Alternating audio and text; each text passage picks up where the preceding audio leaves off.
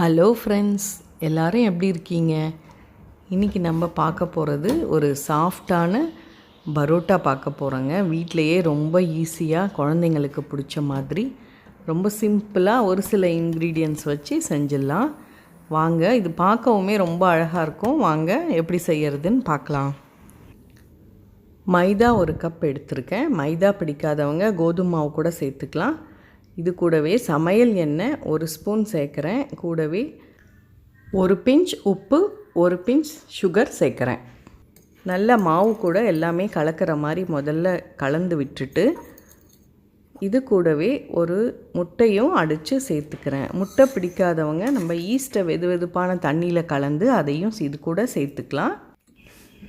முட்டையை மாவு கூட இந்த மாதிரி நல்லா கலக்கணுங்க. கலந்து சப்பாத்தி மாவு பதத்துக்கு நல்லா இந்த மாதிரி கட்டியாக பிசைஞ்சு ஒரு 10 நிமிஷத்துக்கு நம்ம அதை அப்படியே வச்சிடணும்.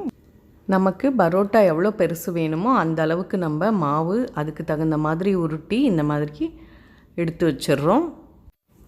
உருண்டை நல்லா உருட்டி வச்சதுக்கப்புறமா நம்ம மாவு யூஸ் பண்ணி இந்த மாதிரி மாவை தெளித்து அதில் நம்ம உருண்டையை வச்சு நம்ம எப்போவும் சப்பாத்திக்கு திரட்டுற மாதிரி நல்லா திரட்டிடணும். பாருங்கள், எவ்வளோ தின்னாக திரட்ட முடியுமோ மெலீஸாக நம்ம திரட்டி வச்சிடுறோம்.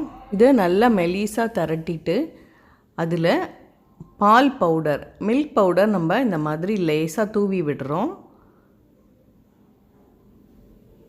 நல்லா அந்த சப்பாத்தி ஃபுல்லாக திரட்டினது மேலே ஃபுல்லாக தூவிட்டு அது கூடவே சர்க்கரை 1/2 ஸ்பூன் எடுத்து அதையும் நம்ம இதில் தூவிடுறோம். பாருங்கள், இந்த மாதிரி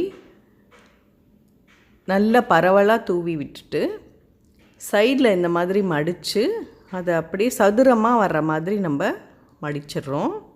இப்போது இதை நம்ம நல்லா திரட்டுறோம். நல்ல மெலிசாக சதுரமாக திரட்டுறோம். கொஞ்சம் மெலிசாக திரட்டிட்டோன்னா சாப்பிட்றதுக்கு சாஃப்டாக நல்லாயிருக்கும். தோசைக்கல்லை சூடாக்கிட்டு நம்ம அதில் இதை சுட்டு எடுக்க போகிறோம். பாருங்கள், ஒரு பக்கம் போட்டு கொஞ்சம் நேரம் கழித்து நம்ம சின்ன சின்னதாக இந்த வெள்ளையாக பபிள்ஸ் வந்தப்புறம் திருப்பி போடுறோம். போட்டு இந்த பக்கம் நல்லா அழுத்தி அழுத்தி விடணும். கொஞ்சம் எண்ணெய் சேர்த்து நல்லா செவந்ததுக்கப்புறம் நல்லா திருப்பி போட்டோன்னா நல்லா வெந்து ரொம்ப நல்லா இருக்குங்க, சாஃப்டாக இருக்கும். இந்த பரோட்டா சாப்பிட்றதுக்கு ரொம்ப சாஃப்டாக ஒரு டேஸ்ட்டே ரொம்ப நல்லாயிருக்கும். நம்ம கடையில் பரோட்டா வாங்கிறதுக்கு நம்ம இந்த குழந்தைங்களுக்கு இந்த மாதிரி வீட்டிலையே செஞ்சு கொடுக்கலாம்.